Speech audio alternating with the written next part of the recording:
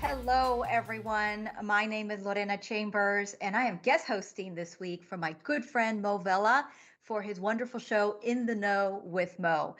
I want to thank you, gentle listeners, for joining us today. We have two amazing guests to talk to us about the role of history in our everyday lives. We are actually across the country. I am broadcasting live not far from the University of Michigan in Ann Arbor. And our first guest is coming to us from Washington, D.C. She's truly amazing. Margaret Salazar-Porzio, who has a PhD from the University of Southern California, is curator of Latinx history and culture in the Division of Cultural and Community Life at the Smithsonian's National Museum of American History.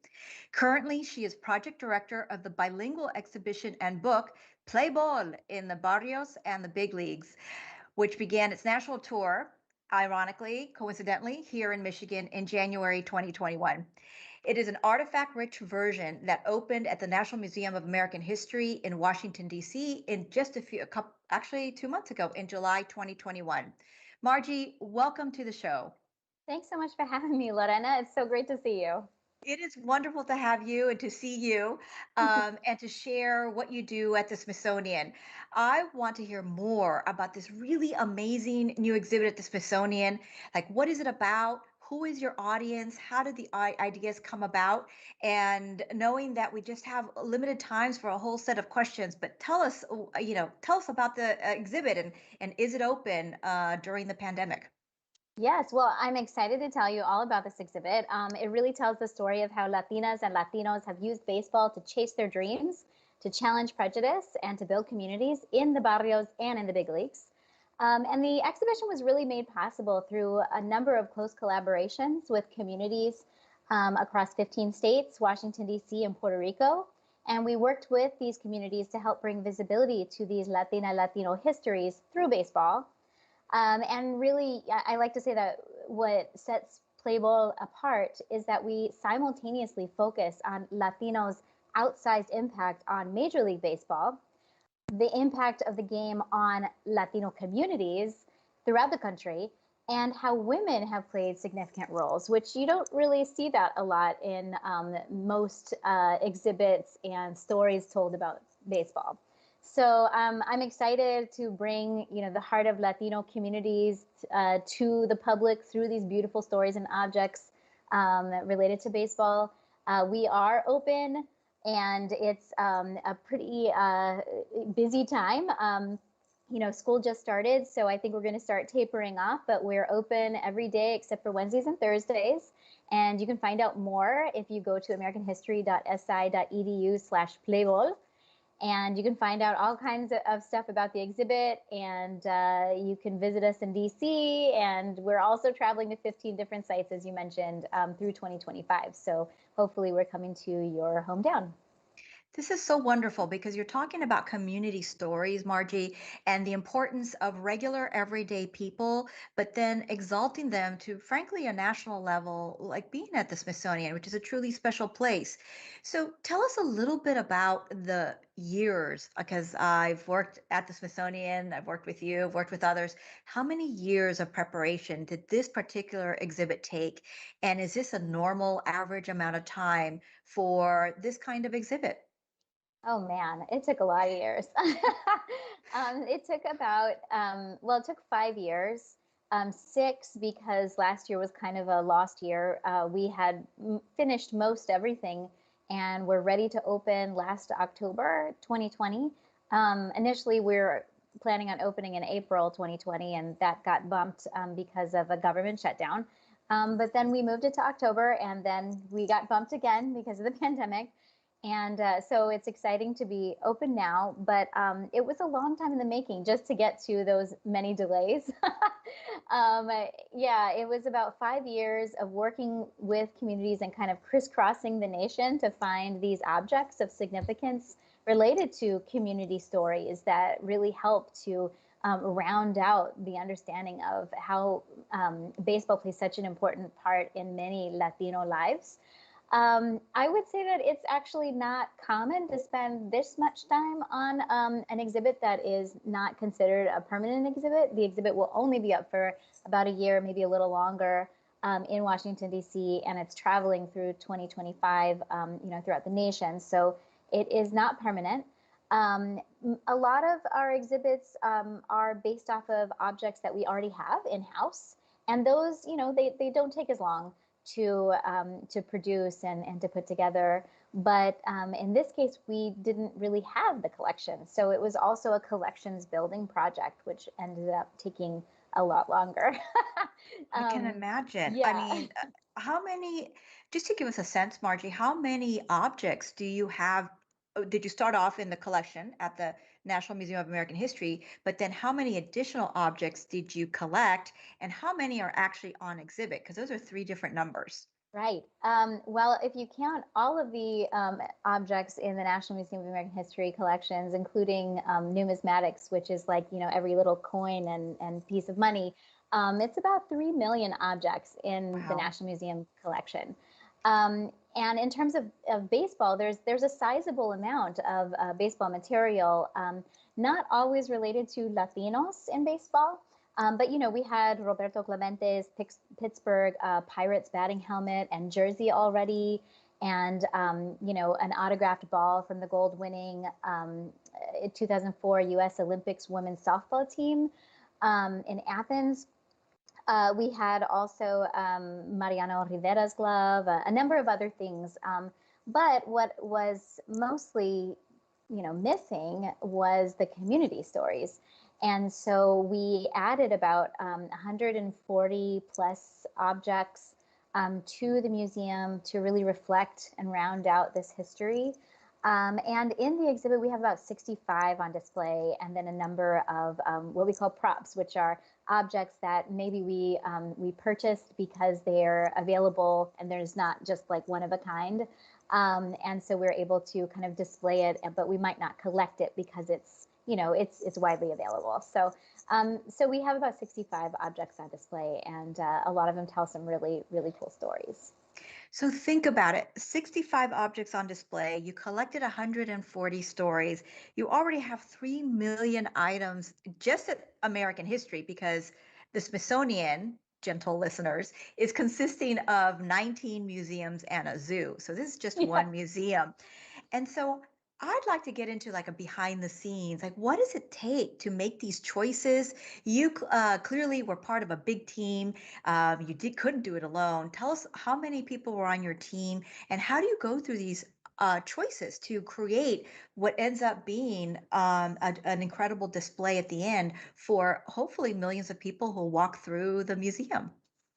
Well, that's an excellent question, mostly because it allows me to tell you about my amazing team. We've worked with so many fantastic people at the museum, at the Smithsonian, and then external to the Smithsonian. We've made a number of amazing partnerships and relationships.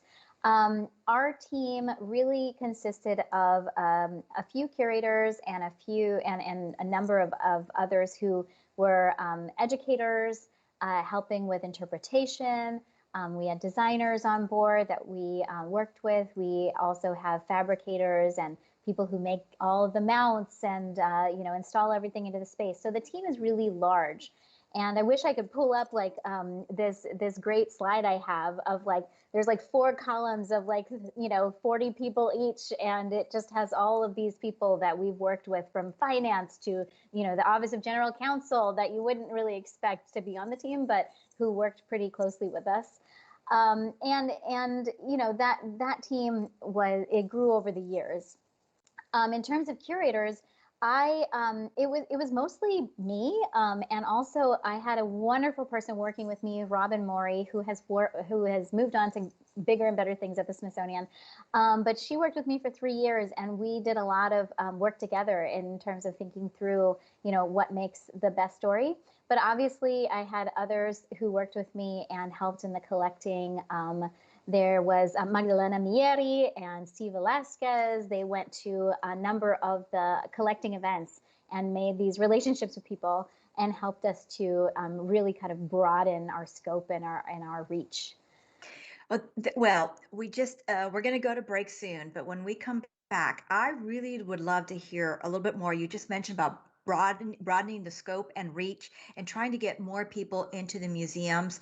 I'd like to hear more about how you feel everyday history affects us, right? Everyday history, and why should people learn about history? And then we'll also touch upon the fact that there's a narrative about Latinx, Latino, and Latina stories, and talk about folks who say, well, I'm not Latino, so maybe I shouldn't go. So that's the question we're going to pose when we get back, to hear the reasons why everyone, frankly, should run to the Smithsonian, get through American history, and see your wonderful and beautiful exhibit. So we'll catch you back on the other side of the break. Margie, when we left off right before the break, we were talking about the topics and roles of the Smithsonian and the National Museum of American History. So, what do you say to folks who say, well, I like baseball, but I'm not Latino. I really don't perhaps need to go see this exhibit? And so, what would you say to those folks, and how would you explain this exhibit as part of American history? Oh, that's a great question. Well, this exhibit is for baseball lovers. It's for people interested in U.S. history. It's for people interested in women's history, immigration, labor. Baseball actually provides a really exciting lens to tell all of these stories about our shared history. So, Latinas and Latinos have transformed American culture and society through baseball. They're game changers nationally in the major leagues and locally in their communities, and everyone should know this story. Last year, Latino players accounted for about 30% of the major league roster. And both Latinas and Latinos are making inroads as broadcasters, as scouts, even as owners in Major League Baseball. But these community stories also allow us to tell these incredible histories, individual stories about making a life in a new place, about immigration, about settling, about being able to fit recreation into your work life, and finding joy on the field when you felt oppressed in other places. And so I think that there are a lot of themes there that everyone can relate to, and it really is about our shared history. You touched on something so fascinating, and I'm going to bump it up. The role of the museum in creating empathy in our society. Like when people go through this exhibit, because one of my questions for you that I had written out was, how do you want people to feel when they leave the museum? Once they go through this amazing exhibit, it's had 5 years of preparation, literally hundreds of people who participated to make it happen. And now it's on the National Mall. What is it that you want people to feel? And talk to us a little bit about the role of museums in creating empathy in today's democracy. Sure. Well, I think museums are in a really interesting. They play a really interesting role because we have these objects of significance that really help put people in others' shoes. These objects, like a handmade bat that was made by this kid in Southern California, can bring you back to your days when you were playing baseball in your neighborhood, right? And so we use these moments to try to get people to kind of cultivate this empathy and this empathetic spirit, and to be able to kind of understand and imagine themselves in other people's shoes. And so that goes back to your first question about how does this have to do with me? Well, these stories are about creating empathy for others' experiences, and we hope that everyone sees themselves in them in some way.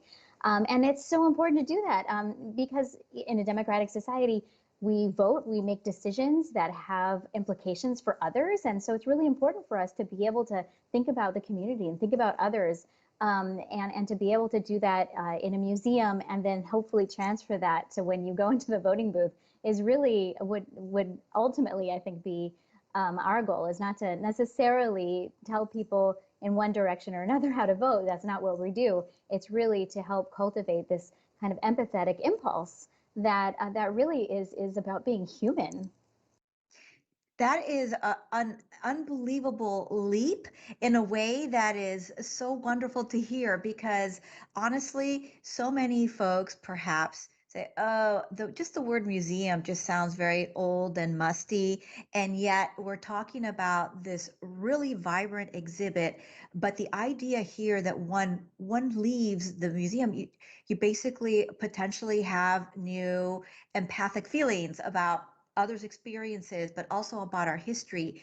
And so when your goal then as a curator, you have trained as a historian for many years. You got your doctorate in U.S. history. Your goal as a curator here, whether it's for this exhibit, and I know you're working on several other projects as well, which we'll come back later in a future time to talk about. What is the ultimate goal, and how is that rewarding for you? Like ultimately, like your goals for each exhibit when you set out with a new project, and then how is that rewarding for you, especially with all of the training and studying that you have done? Well, I mean, that's a huge question, but I do think that one of my goals is to really bring Latinx stories to the public and to bring them alive for people and to help them to connect history to the present and then to use history as a way to think about how to create a more empathetic, a more humane future that is, a shared future. I think so often people, they maybe don't want to think about or work with people who think differently from themselves, or they don't really want to put themselves in other people's shoes. But sometimes you have to do that uncomfortable work in order to make sure that you can create a good and a just society. So I think that ultimately that's kind of where we go. That's kind of the idea. But there obviously there are challenges and missteps along the way. What advice would you give to folks, as we teach undergraduates, and we know the business schools are doing well, and a lot of people are pre-med and they're pre-law, and inevitably we get the question of, well, why do I want to study history? What kind of job? Or you can hear your parents saying, well, what kind of job are you going to get with history? Tell us about your experience and kind of to finish up this segment, like the importance of history, of studying it, and how it actually opens up critical thinking and writing skills and all that. Tell me a little about your experience. And, obviously you've been very successful. I would love to hear you tell advice to others. Well, sure. I mean, I think that ultimately you have to go with your passion, and for me, history was it really sparked passion and interest for me because, well, for multiple reasons. Personally, because I'm Japanese and Mexican, and it was a coming to terms with like the discrimination that both my Mexican side of my family and my Japanese side of my family felt in different ways coming to the United States and becoming part of the United States. So personally, it really started there. But then beyond that, it was a way to think about how to proceed, a path forward, right? And so in order to understand, your different, I guess your different paths, your different options, you have to understand the past. And so the past is really a way for us to kind of make sense of the present and to understand the future. So for me, it's very, I guess, utilitarian. I understand that, history as a way to kind of think through our current day. But I would say that everyone needs to follow their passion, and hopefully there's a lot of passionate historians out there. Thank you, Margie. In these last few seconds, tell us, please, how to find more information about the exhibit. Sure. Well, you can definitely go online to americanhistory.si.edu/Pleibol, and that's Pleibol, Pleibol. And you can find all kinds of digital resources and opening hours and where the exhibit is going to be traveling. Thank you. Thank you so much, Margie. It was such a pleasure to have you. And we hope to see you the next time around on your next project. Thank you, Lorena. You have a good rest of your day. Thank you. Everyone, welcome back. I am Lorena Chambers, guest hosting this week for my good friend Mo Vela. And today you've just heard our incredible first guest, Margie Salazar-Porzio. And now we have a second amazing guest, and he is Professor George Sanchez. I want to make sure that you know that he is Professor of American Studies and Ethnicity and History at the University of Southern California. He is an award-winning scholar of Mexican American history and immigration, and he is the author of the amazing and newly published Boyle Heights: How a Los Angeles Neighborhood Became the Future of American Democracy. George, welcome. Thank you for joining me. It's a pleasure, Lorena. Good to be here. Thank you. I am thrilled to be talking to you about your book. I read it over the summer at the beach. I considered it a great beach read.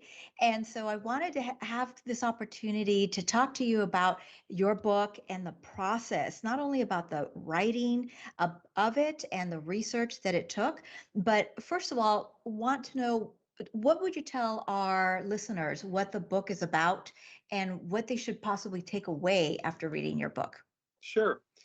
The book is about a neighborhood, Boyle Heights, which is about 100,000 people in the middle of East Los Angeles. It is a broad history that covers its entire period right up to the present. And, it's again in one small neighborhood, but a neighborhood that has had some incredible history of a variety of different immigrant groups that have kind of constituted its population. Right now, it's about 98% Latino. But the biggest thing that I want people to take away from it is that it's in this kind of a neighborhood where we can see the critical aspects of democracy for the future of the United States, both the multiracial quality of its population over time, but also the recent, much more undocumented immigration, where now you have undocumented people kind of taking root, but also investing in the future of the neighborhood. And so I think that all Americans have a lot to learn from this kind of a neighborhood in terms of how do we create the democracy we really want in the future in the United States. So when we're talking about modern day democracy, and you finished off your piece brilliantly by saying, what is a democracy that we're seeking? If a reader would pick up the book and say, well, I'm not from California, I've never been to Boyle Heights, and frankly, I'm not Latino. So what is it that I'm going to take away from this book? Can you give us a couple of examples from your book that basically tell us about what modern day democracy is like and what we need to do to strengthen our democracy here in the United States? Sure. One thing is that we live in a country which is demographically changing dramatically. And Boyle Heights gives us a history of how, in the past, communities that are very different, immigrants and newcomers that came from all over the world, kind of reshaped the community there in Boyle Heights. And so that's something I think we have to learn anew, because the only way that we're going to create something out of the incredible diversity of the United States is to really look at communities like this that have really made difference, not a albatross around our necks, but rather something that they really took advantage of in shaping union activity, in shaping commitments to politics and to cultural change and to neighborhood improvement. This was a neighborhood that was often overlooked. So that's one aspect. The other aspect is that there's 11 million people in this country who are not legal, and they're not going away. And the only way to kind of move forward, I think, is to think about how do you invest those people in the neighborhood empowerment that's needed, but in a way that doesn't obviously count on their votes, but instead counts on their energy, counts on their entrepreneurial spirit, counts on things to kind of, and that's what you see in Boyle Heights. You see that that's a critical part of the way in which they contribute to neighborhood democracy now.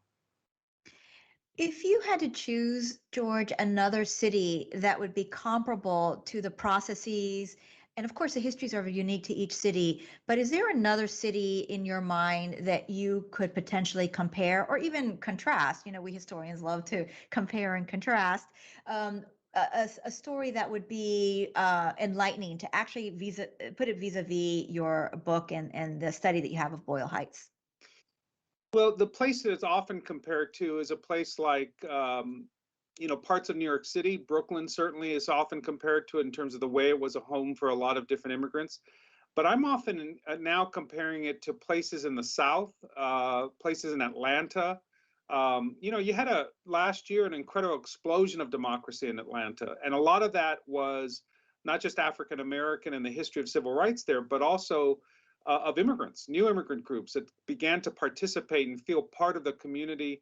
And that was at the grassroots level. And so I think Atlanta is an interesting city to compare right now because there's all kinds of histories of empowerment and civil rights, but you have newcomers who now are invested in what the future of Georgia is in a democratic way. And I really think that that's a kind of critical and interesting comparison for the moment.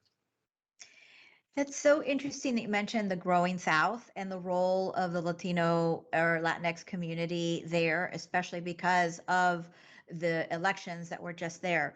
In our past segment with Margie, she talked about the role of museums and empathy and how it's there to create empathy because we learn other stories. So, how would you compare the work that you do? And we'll talk a little bit in more detail after the break about the craft and putting together this amazing work. How would you compare being a historian to learning about the world, right? Ultimately, we have so many business students, pre-med, pre-law, and they say, well, I can't get a job if I'm a history major. Tell us about what you think about the critical ways of thinking that become engendered from studying history. Well, for me, the most important one is that the past is unfamiliar, all past. And so we have to operate in a world in which most of the people we encounter are not familiar to us. They're not family, they're not the same as us, but we still have to work productively with them. And I think historians, when they're good historians, really treat the past with empathy, treat the past as something that can be connected to us, but actually is different than us, and we have to get to know it and respect how people dealt with the world in the past. And so for me, that's always been a fundamental thing I try to convey to my students, which is that you have to treat the past gingerly. You have to be learning what it's like, even when it's your own family, when it's what your parents grew up with or your grandparents grew up with. We don't necessarily know that, but to tell its history well, we have to kind of have empathy with the things that they confronted that we may not be confronting in today's world. And that's across the board. If we can learn to do that, then we can learn to work with people who are very, very different from us, that may come in with very different values, very different connections. And I think that's part of what being a historian is all about. And that's why we historians get jobs in all kinds of fields. I love that. Tell us, you touched on these two values, empathy and respect, which is absolutely required for all kinds of jobs when we work with others. Tell us about the most unusual jobs that you've heard that historians, people who've trained as historians and also have become history majors, what kind of jobs have they come up with? You have worked with so many students. You must have stories. Well, they end up all over the place, from business to medicine to working abroad in other cultures and other countries, politics, in basically anything you can think of. Because I think what historians do is they teach you how to think, and they teach you skills on how to think about different places, different times, but also how to write about it, how to convey it to a different audience. All those things are part of a historical training. So in a sense, I think it's positioning you for dealing with the diversity of life as we move forward in time. They always use cliches like, you have to learn history so you don't repeat the problems of past. Well, we repeat it all the time, and I think it's because people don't read enough history to know that certain things have patterns, and you see them reoccurring, and the bad things you want to stop, and the good things you want to repeat. Well, thank you, because again, empathy and respect leading to the diversity of life and a whole plethora of jobs. I'm definitely dedicated in bringing in more people to study history. I mentioned at the top of the show that I'm broadcasting from Ann Arbor, close to the University of Michigan. And on the other side of the break, George, we're going to talk about your training and how much work this book actually took, because it is a phenomenal piece of literature. So thank you. So we'll be back in a few minutes. Hello, everyone. Welcome back. I'm Lorena Chambers. I'm guest hosting this week for my good friend, Mo Vella. And today, on our second half of our show, we have the inimitable Professor George Sanchez, a professor of history at USC. And George, right before the break, we were talking about how these values of empathy and respect are actually come through when you train as a historian. You mentioned the diversity of life and the many opportunities that come about when people train as historians. I'd like to get a little sense from you how you became interested in being a historian. You received your PhD from Stanford University. Your first job was at UCLA, where you and I met just a few years ago, and want to get a sense of what was the reason you chose to become a historian. Sure. When I went to college, when I basically left high school and went to college, I had no idea that I was going to be a professor, that I was going to be a historian, none of that. Um, Neither of my parents went to college. I was basically going on my first airplane ride to go to school. And when I got there, I only knew what I had seen on TV. So I thought everybody that went to college either was a lawyer or a doctor because those are the only shows on TV. I knew I didn't like science, so I wasn't going to be a doctor. So I thought lawyer, and I started to take law school courses. And I actually did not like the other people that were in my courses. I didn't mind the courses, but I didn't like the people. I thought they talked way too much. And, I was at Harvard. So Harvard law people like way too much. And then I didn't really know what I was going to do with college. And it wasn't until I went to start seeing faculty for the first time that I sort of understood what research was. And it was actually through sociology where I started. And then, I ended up being a double major in history and sociology. Didn't know, but I liked the research part of it, and I got more and more into that. And then someone pulled me aside and said, "Have you ever thought of becoming faculty?" And I said, "Well, what is that?" And so I started to learn what faculty do, and I thought, "Oh, this isn't a bad life, you get to work with students and you get to do research on things that you care about." And so that's how I got into it. And I chose Stanford as a PhD because after 4 years at Harvard, where there wasn't a single Mexican American professor that they hired, and it's not that much better today. I wanted to go to Stanford, where there was a Mexican American who was a tenured professor, and I wanted that was the person I wanted to work with. So that's how I ended up at Stanford. But it was all been a learning process of what this is like, and what you like about the profession and what you don't like and you want to change. And so that's been a large part of my life, is kind of trying to do this in a way that makes sense for me and for the change I want to see in society. And so, in part of that is, of course, art. Is actually studying the archives, studying primary documents, knowing the historiography and secondary sources. Tell us about that process. And frankly, clearly, I have a passion for it. You do. Margie from the first half of our show certainly does. Tell us about that passion and what it took to create this book, which I know took a few years to put together, to write, to edit, all of those processes. But tell us a little bit behind the scenes of what it takes to put something of this caliber out into the world. Well, I had been trained as a Chicano or a Mexican American historian, and that means I knew those sources, I knew that historiography. That was basically my first book. But the odd thing is, when I was writing that book, and this was way back in the 90s, I kept running across these other people that would enter into my stories, in Boyle Heights. All of a sudden, there's a Mexican immigrant and he's working for a Jewish couple, or there's Japanese Americans that are his friends, or there's African Americans. And I kept saying, "Oh, that's nice, that's good, but that's not my main story. I'm trying to tell this story about Mexican immigrants coming to Los Angeles."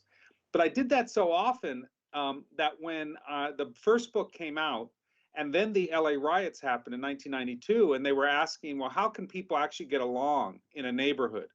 Isn't that inevitably leads to tension and riots and things like that? I said, wait a second, I remember all these people from Boyle Heights. I want to know that history, and I want to know a community in Los Angeles in which people did get along at least some of the time, and how that happened. So I started this book from that vantage point. Boyle Heights was the place I was born in, but when I was born there, it was turning into a predominantly Mexican American community, but I knew that there was this longer history. So that then put me on a mission to learn Jewish American history, to learn Japanese American history, and that meant a lot of retraining in those fields, becoming as much of an expert there as anywhere else. And I did work with the Japanese American National Museum, with the Jewish Historical Society of Southern California. I went into archives that are more based in those communities. And I started to piece together this story that basically crossed different ethnic groups. There wasn't one place that said multiracial. They tended to be embedded in the archives of, specific groups, but all of a sudden you have these different stories you want to tell. That took a very long time. I ended up, and I was a tenured professor, so I had the time. But it also meant that I started to go more and more to the present. And so most of my work had been in the early 20th century. I wanted to take this to the present, and that meant a whole different kind of history, and one in which I could interview people, one in which I could look at very contemporary archives. And that's how the story finally came together, the whole thing. Yeah, very happy about it. And it made me a better historian because I had to really figure out how to tell the story that didn't take one group at a time, but actually wove those stories together and in the way that life actually happens. And so you mentioned the being an expert in all of these different stories, which actually is the beauty of this book. And like you just mentioned, it is a difficult road to take, but it takes a lot longer. But I want to then also link it over during this exact same time. You were actually mentoring. I have the figures here that we talked about during the break. So you have chaired about 45 dissertation committees. You've had different positions at different places. If I remember correctly, I know it's UCLA, the University of Michigan, USC. You have also been visiting professor at other places. And so you have chaired these dissertation committees in addition to serving on other 30. Almost 75 PhD students have benefited from your guidance and mentorship.